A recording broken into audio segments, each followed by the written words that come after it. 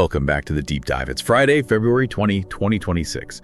Today we're looking at a pretty unique stack. It's a collection of personal quiet time notes, a theological reflection called Humble Persistence, and the text of Matthew chapter 15. Yeah, and our mission today is really to dismantle the typical way we define confidence. We're going to explore how these sources define this idea of great faith using a highly specific and honestly pretty dramatic encounter from the text as a case study. Right, because usually when you hear the word faith or confidence, you picture something very loud and unshakable. But the text here paints a completely different picture. Let's just set the scene for Matthew 15. Right, so Jesus has withdrawn to Gentile territory, and he is approached by a Canaanite woman begging him to heal her severely demon-oppressed daughter. But the immediate tension, the source points out, is that Jesus is just silent. He doesn't answer her a single word, and the disciples are just annoyed, right? They're begging him to send her away. Exactly. They see her as a nuisance.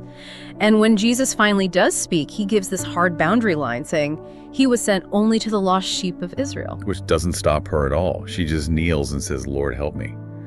And this leads to what the notes call a really difficult exchange. Jesus says it isn't right to take the children's bread and throw it to the dogs. It sounds so harsh, to our modern ears anyway. But the source material highlights this as an insight gap. A normal person would walk away offended, but she actually agrees with him. She says, "Yes, Lord, yet even the dogs eat the crumbs that fall from their master's table." Which is just brilliant. She isn't arguing that she deserves a seat at the table. She's arguing that just a crumb of his power is enough to solve her massive problem. And the outcome is instant. Jesus commends her for her great faith, and her daughter is healed right then. And that phrase, great faith, is what the humble persistence reflection really zooms in on.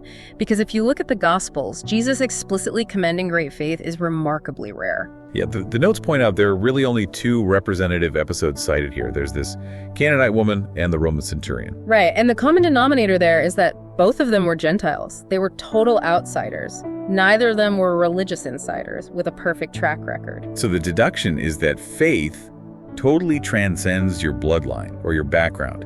It's not this measurable quantity or some loud display of confidence. It's a qualitative reality. It's defined by deep humility and just a flat-out refusal to give up. Which segues perfectly into the modern application the source makes regarding our culture of comparison. Oh, absolutely.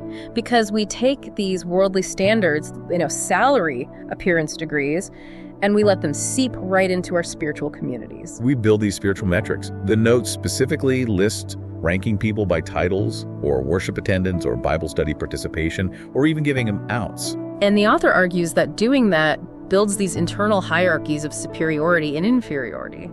But if you look at the biblical command in James chapters 2 and 5, the instruction is to love and strengthen the weak without partiality. Yeah, because this Canaanite woman hit exactly zero of those modern spiritual metrics. None of them.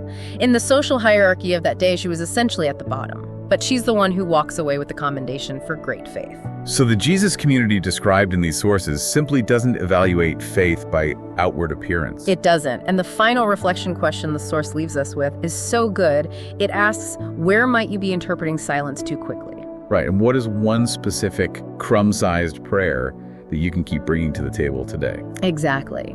And something to mull over that kind of builds on all this. Think about the disciples in this story.